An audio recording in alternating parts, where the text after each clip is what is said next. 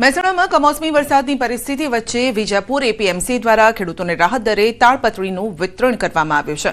પાકને બચાવવા માટે મોટી સંખ્યામાં ખેડૂતો તાડપત્રી લેવા માટે વિજાપુર એપીએમસી ખાતે ઉમટ્યા। ખાસ કરીને તંબાકુ, બટાકા જેવા પાકને સુરક્ષિત રાખવા ખેડૂતો તાડપત્રી લેવા પહોંચ્યા હતા અને ત્યાં લાંબી કતાર જોવા મળી હતી।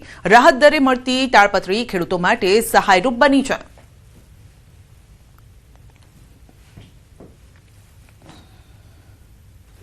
જિલ્લામાં ભારે પવન અને કમોસમી વરસાદના કારણે વિવિધ પાકોને ભારે નુકસાન થયું છે। ખાસ કરીને ખાંભા, બગસરા, ધારી, ચલાલા, અમરેલી સહિતના વિસ્તારોમાં સૌથી વધુ અસર જોવા મળી છે। ડુંગળી, તલ, ચણા, બાજરી જેવા પાકો વરસાદથી પલળી જતા ખેડૂતોને મોટું નુકસાન વેઠવાનો વારો આવ્યો છે। દર વર્ષે માવઠાના મારના કારણે ખેડૂતોમાં ભારે નારાજગીનો માહોલ સર્જાયો છે। હાલ ખેડૂતો રાજ્ય સરકાર તરફથી તાત્કાલિક સહાય મળે તેવી અપેક્ષા રાખી રહ્યા છે।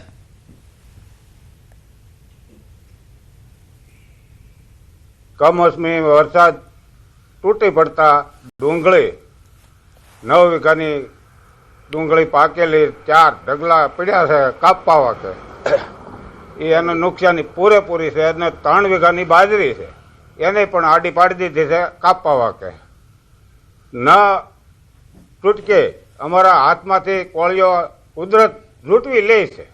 કમોસમી વરસાદના કારણે સાણંદ એપીએમસીમાં પણ ભારે પવન ફૂંકાયો, ભારે નુકસાન પહોંચ્યું છે। વેપારીઓએ ખરીદેલી જણસીની સાથે ખેડૂતોના ડાંગર, ઘઉં, તુવેર, એરંડા જેવા પાકો પલળી જતા તેમાં ભેજનું પ્રમાણ વધ્યું છે, જેને લઈને જણસની ગુણવત્તા બગડતા ભાવમાં અંદાજે 33 થી 35% ઘટાડો નોંધાયો છે। જે ખેડૂતો સારા ભાવની આશાએ માર્કેટમાં આવ્યા હતા તેમને વાવાઝોડા અને વરસાદના કારણે આર્થિક ફટકો પડતા ચિંતામાં મુકાયા છે। રાજ્યમાં ગઈકાલે ભારે પવન પણ ફૂંકાયો અને સાથે વરસાદ પણ આવ્યો, જેના કારણે અનેક ખેડૂતો જે છે તે ચિંતિત છે। સાણંદ એપીએમસી માર્કેટના તમે સીધા દ્રશ્યો જોઈ રહ્યા છો કે જ્યાં ઘઉં, ડાંગર તદુપરાંત કહી શકાય કે અનેક જણસોની ખરીદી કરવામાં આવી હતી, પરંતુ ત્યાં જે કહી શકાય કે ખરીદી કરેલા જે ડાંગર જે છે તેમાં પાણી ફરી વળ્યું છે તે પ્રકારના દ્રશ્યો જોવા મળી રહ્યા છે। તૈયાર કરેલો પાક જે છે તે પાણીમાં ગરકાવ હોય તે પ્રકારના દ્રશ્યો જે છે તે જોવા મળી રહ્યા છે। મહત્વનું એ છે કે જે પ્રકારે ગઈકાલે વરસાદ થયો, વરસાદના કારણે હવે ભાવ ઉપર સીધી અસર જે છે તે થવાની છે। આપણી સાથે ખેડૂતો પણ છે, તેમની સાથે વાત કરીશું કે તેઓ શું કહી રહ્યા છે। કેટલા રૂપિયા ભાવ હતો ઘઉંનો અને અત્યારે આ વરસાદ થયા પછી કેટલો થઈ ગયો? 550 રૂપિયા અત્યારે લગ્ન આવતા હતા, બરોબર। હવે અત્યારે 450 નથી આવતા। શું કરવાનું ખેડૂતને? જે જણસું હતી એ અંદર પલળી ગઈ અહીંયા ખેતરોમાં। કેટલા ગામમાં કેટલા લોકોનું નુકસાન હશે આમ સાણંદ તાલુકામાં જોઈએ તો? સાણંદ તાલુકામાં આમ ગણીએ તો લગભગ ટોટલ આમ હશે 400-500 ગામોનું બધું નુકસાન કેટલું થયું ખેડૂતો વિશે? કાકા, જે ખર્ચ કર્યો તો એ પ્રમાણેનું વળતર મળશે ખરું? ના, નહીં મળે, નહીં મળે, 25% નહીં। એનું કારણ કે બધું ઊભો મોલ હતો બધો પલળીને નીચે બેસી ગયો, બરાબર? તો હવે ખેડૂતને લેવાનું જ શું જોઈએ એમાં? રાજા માર્કેટમાં આવી છે, માર્કેટમાં 400-450 રૂપિયા ભાવ આ બિલ લ્યો જુઓ। અત્યારે તો બધા ખરીદ કરવા માટે આવે છે, પણ આ વરસાદના હિસાબે બહુ નુકસાન થયું છે, બરાબર? એટલા માટે અમારે જોઈએ પ્રમાણે ભાવ પોસાતો નથી। અત્યારે 400-450 પડે છે, આમ 500 રૂપિયા ભાવ હતો ઘઉંનો, તો બહુ નુકસાન થયું છે। જી બિલકુલ, તો જે પ્રકારે વરસાદ થયો છે, વરસાદ બાદ જે માર્કેટની અંદર ઘઉં આવે છે, ડાંગર આવે છે, તદુપરાંત જે તુવેર આવે છે, ચણા આવે છે અને આ ઉપરાંત કહી શકાય કે જે અનેક જણસો જે છે તે આવે છે અને તેમાં અત્યારે ભાવમાં કટોતરી જોવા જે છે તે મળી રહી છે। મહત્વનું એ છે કે જે 300 થી 400 રૂપિયાનું ડિફરન્સ તમામ જણસની અંદર આવતું હોય તે પ્રકારની વાત આ ખેડૂતોના મુખેથી સાંભળવા મળી રહી છે। पंकज मकवाणा साथे गौतम श्रीमाળી, न्यूज़ 18 गुजराती, साणंद। और भावनगर के लिए दिया गया है। उसके आगे मौसम आमतौर पर शुष्क रहने का पूर्वानुमान दिया गया है 21 से लेकर 26 मार्च तक।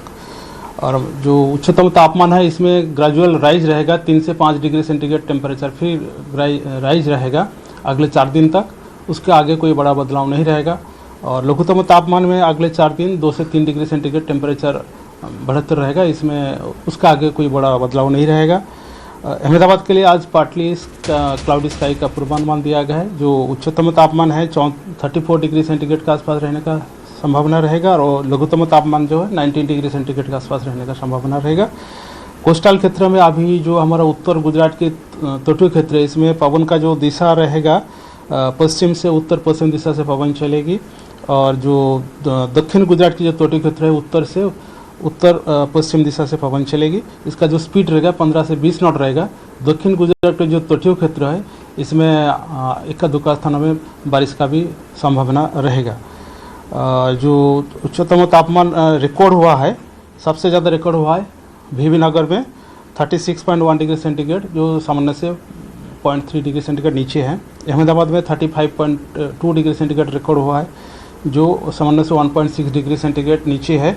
गांधीनगर में रिकॉर्ड हुआ है 34.6 डिग्री सेंटीग्रेड, सामान्य से 2.3 सेंटीग्रेड नीचे है।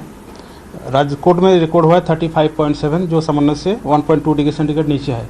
लघुतम तापमान सबसे कम रिकॉर्ड हुआ है अमरेली में 16.6 डिग्री सेंटीग्रेड, जो सामान्य से 3.2 डिग्री सेंटीग्रेड नीचे है।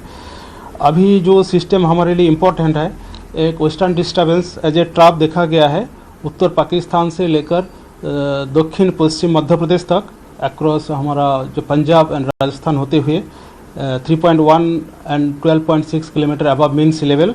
उसके साथ एक इंडो साइसर भी है हरियाणा के ऊपर to 1.5 kilometre above mean sea level. उसके साथ एक ट्रैप भी परसिस्ट कर रहा है। फारिया साइक्लोनिक सर्कुलेशन जो हरियाणा में है वहाँ से लेकर नॉर्थ गुजरात तक over across Rajasthan at 1.5 kilometre above mean sea level.